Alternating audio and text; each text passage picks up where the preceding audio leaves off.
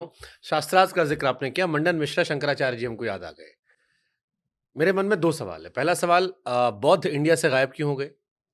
क्योंकि कई बार कहा जाता है कि हिंदुओं ने ही उन्हें प्रताड़ना देके गायब किया, ख़ास तौर पर ट्विटर पर तो बड़ा चलता है ये। अब हम तो उस दौर में थे नहीं, हम आपसे पूछ सकते हैं, हमारे गूगल आप हैं। तो पहला सवाल तो ये बताइए आप। देखिए, मंडन मिश्र जी का मैं जो घटना है वो 2 दृष्टियों से महत्वपूर्ण है, फिर बौद्ध धर्म वाले विषय पर भी आऊँगा। मंडन मिश्र और आदि शंकराचार्य का शास्त्रार्थ भारतीय संस्कृति के इतिहास के या हिंदू धर्म, सनातन धर्म के इतिहास के सबसे विख्यात उनमें से एक है। इसमें 2 बातें सुनिए। पहले तो लोग कहते हैं संस्कृत आम भाषा नहीं थी। तो जब शंकराचार्य जाते हैं महर्षि में और वो मंडन मिश्र के घर का पता पूछना चाहते हैं, तो कुछ स्त्रियाँ पानी भर रही होती हैं। तो वो कहती हैं कि वो पूछते हैं कि मंडन मिश्र का घर कहाँ है?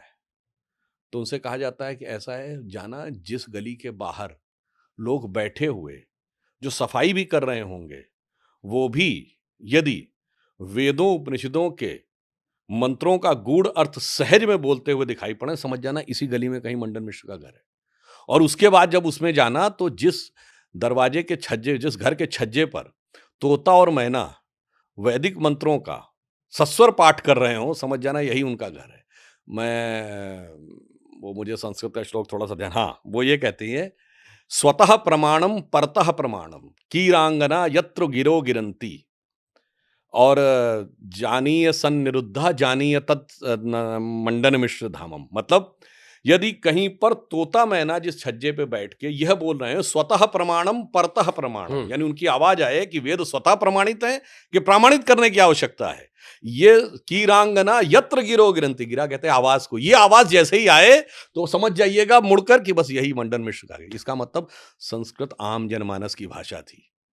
पानी भरने वाले से लेके, सफाई करने वाले से लेके, इवन वो इतनी बोली जाती थी कि तोते भी उसको रिपीट करते थे, पहला पॉइंट। दूसरा, 2 विद्वानों के बीच में शास्त्रार्थ हो रहा है और उसका जज कौन था? उनकी पत्नी? उनकी पत्नी उभय भारती। तो चैलेंज करके पूछता हूँ, दुनिया में पहले कोई ऐसा धर्म, सभ्यता, रिलिजन, मज़हब बताइए, जहाँ धार्मिक पुस्तक पे पहली बात तो बहस करने की गुंजाइश हो। नंबर 2, 2 पुरुष बहस करें, तो जज बनने का अधिकार एक महिला को। उसके बाद ये ज्ञानदेव पाणे ने हमको समझाया है कि हमारे यहाँ महिलाओं को पढ़ने थोड़ी दिया जाता था। कालिदास की पत्नी विद्योत्तमा इतनी विद्वान थीं कि कालिदास उनके आगे ग्लानि से भर गए, फिर जाके तपस्या किए। उसे पढ़ाया थोड़ी जाता था। गार्गी, अपाला, लोपमुद्रा, मैत्री, 20 से 22 ऋचिकाएं हैं और पढ़ाया थोड़ी जाता था। ये है गुलामी का विष जो दिमाग में आना है। अब आइए बौद्ध धर्म के ऊपर। हुँ। तो मैं यहां सिर्फ कोट करना चाहूंगा, डॉक्टर बाबा साहब भीमराव अंबेडकर हुँ। ने लिखा है, और ये सोर्स है writings and speeches of Baba Saheb Ambedkar, published by Maharashtra government in 1987, then republished by central government ministry of social justice and empowerment, जनवरी 2014। उसमें बाबा साहब ने पूरा एक चैप्टर लिखा है, चैप्टर नंबर 9, जिसका शीर्षक है डिक्लाइन ऑफ बुद्धिज्म। उस चैप्टर का पहला 2 पेज जाके पढ़ें। उसमें मैं बाबा साहब को कोट करके कह रहा हूं, फिर मैं कह रहा हूं, writings and speeches of Baba Saheb Ambedkar, published by both Maharashtra government in 87 and central government in January 2014, UPA government के समय में, ऑथेंटिक। उसमें खुद बाबा साहब लिख रहे हैं, there is no doubt about it that the decline of Buddhism was because of the brutal invasion of Musalmans. अब किसी को कोई इसमें बहस की गुंजाइश हो तो कह ले। और फिर ये भी बताता हूं आपको, अगर इसमें से कुछ गलत होगा ना तो सोशल मीडिया पे छिका देंगे आके, और नहीं होगा तो जाके पढ़ेंगे तो शांति से बैठ जाएंगे। ये प्रोपोगंडा है। और मैं आज की बात कहने का प्रयास करता हूं।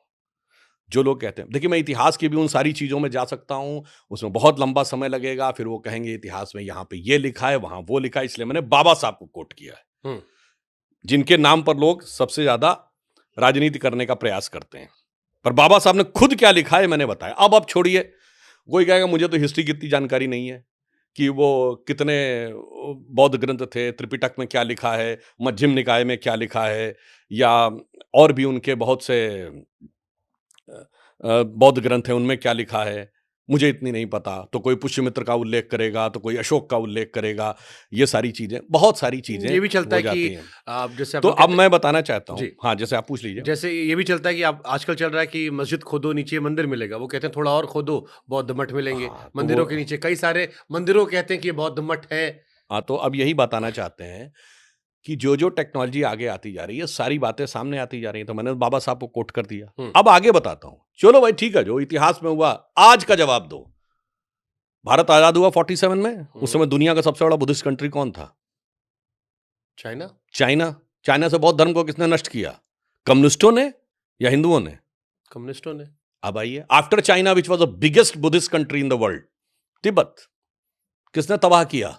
फिर उन्होंने कम्युनिस्टों ने या हिंदुओं ने? सबसे बड़े धर्मगुरु कौन है बौद्धों के? दलाई लामा। उनको जान से मारने की कोशिश किसने की?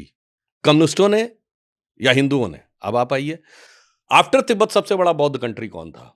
वियतनाम। किसने तबाह किया? कम्युनिस्टों ने या हिंदुओं ने? अब आइए, उसके बाद आज सबसे बड़ा बौद्ध देश कौन है? बर्मा। वहां बौद्ध विहारों पे कौन अटैक कर रहा है? रोहिंग्या मुसलमान या हिंदू? अब आ जाइए और लेटेस्ट हिस्ट्री में आइए, बिल्कुल लिविंग जो हम लोग देख रहे हैं। भगवान बुद्ध की सबसे बड़ी प्रतिमा कहां थी? अफगानिस्तान के बामियान में। किसी को कोई परेशान नहीं कर रही थी। तोप लगा के किसने उड़ाई 2001 में? तालिबान ने या हिंदुओं ने? आइए 2013, बोध गया मंदिर में ब्लास्ट किसने करवाया? कट्टरपंथी मुस्लिमों ने, और अगर समय रहते वो डिफ्यूज कर लिए गए थे, अन्यथा मंदिर का एक हिस्सा डैमेज हो जाता। ये 2013 की बात है, यूपीए सरकार चल। कट्टरपंथी मुस्लिमों ने या हिंदुओं ने? मेरे भाई, वो बहस करते रहना पुराना ये वो, अपना किसी को कोई व्यू लेना है, किसी को कोई व्यू लेना है। जो आंखों देखा है उसका जवाब दे दो आज, तब समझ में आएगा कि ये किसने किस प्रकार का विष भरने का प्रयास किया। और मैं फिर कोट कर रहा हूं, बाबा साहब अंबेडकर ने जो किताब लिखी है, उसमें जो चैप्टर लिखा है डिक्लाइन ऑफ बुद्धिज्म, मैं विनम्रता से कहता हूं, और जो लोग इन मुद्दे पर राजनीति कर रहे हैं जाके पढ़ लें। ये मेरे लिए भी ज्ञान, मतलब नई बात थी। I was not knowing this fact. मैंने जब बाबा साहब अंबेडकर का वो आर्टिकल पढ़ा तो मेरे को समझ में आया। जानते हो उसमें क्या है? फारसी में, ओरिजिनली अरबी का शब्द नहीं है, स्टैचू क्या कहते हैं? बुत। बुत परस्ती और बुत शिकन, ये वर्ड आपने खूब सुना होगा। बुत परस्ती मतलब बुत की पूजा करना, मूर्ति पूजक, यही हिंदी बताई जाती है। उर्दू में, अरबिक में, पर्शियन में वर्ड यूज होता है। और बुत शिकन मतलब बुत को तोड़ने वाला। ये मैं नहीं कह रहा हूं, डॉक्टर अंबेडकर ने लिखा है कि जब इस्लाम फैलना शुरू हुआ तो पूरा सेंट्रल एशिया, और ये उन्होंने गलत नहीं लिखा है, prior to advent of Islam 7th century में जब फाहियान आया है, तो वो चाइनीज यात्री, तो वो मंगोलिया से होते हुए central Asia, Tajikistan, Kyrgyzstan, Uzbekistan, Iraq, Syria, Afghanistan होते हुए भारत आया। सब जगह उसने बौद्ध विहारों का वर्णन किया है। उस समय जब वो शुरू हुआ आगे बढ़ना, तो अगर सबसे ज्यादा उनको मूर्तियां किसी एक देवता की दिखी तो भगवान बुद्ध की दिखी, और उनके लिए बुद्ध की पूजा करना बुद्ध परस्ती थी। ये बुद्ध शब्द का अपभ्रंश है। ये हम नहीं कह रहे हैं, डॉक्टर अंबेडकर ने अपनी उसी किताब, आप कहिएगा मैं पेज नंबर भी दे दूंगा, writings and speeches of Baba Saheb Ambedkar, publish by government of India, doctor Ambedkar himself written it. और उनका कहना था ये बुद्ध शब्द ओरिजिनली अरबिक का नहीं है, पर्शियन में आया, ये बुद्ध से अपभ्रंश आया। बुद्ध परस्ती मतलब बुद्ध की पूजा करना, बुद्ध शिकन मतलब बुद्ध की मूर्तियों को तोड़ना। और लेटेस्ट एग्जांपल अभी जो हम लोगों की लिविंग मेमोरी में, ये बताइए, जिस समय तालिबान ने कब्जा किया था 95 में, मैं सारे दर्शकों से कहता हूं जाके चेक कर लियो, तो अभी वेरीफेबल है, काबुल में कितनी वहां के म्यूजियम में भगवान बुद्ध की मूर्तियां रखी थी, सब डिस्ट्रॉय की गई कि नहीं? फोटो अवेलेबल है उनके आगे मशीन गन लिए हुए और वो AK-47 लिए हुए हैं। सबसे बड़ी प्रतिमा इवन लोगों को शायद नहीं याद हो, इराक तक में 1960 और 70 तक म्यूजियम में कुछ चीजें रखी हुई थी। जब इस ढंग का वो आया रेडिकल इस्लाम, सबको डिस्ट्रॉय किया। मेरे भाई आंखों देखा है, अब बाबा साहब का पढ़ा है, मगर क्या बताएं, वो मैकाले और मार्क्स ने जो इतिहास गढ़ा है, हमें उसी के अनुसार चलना है।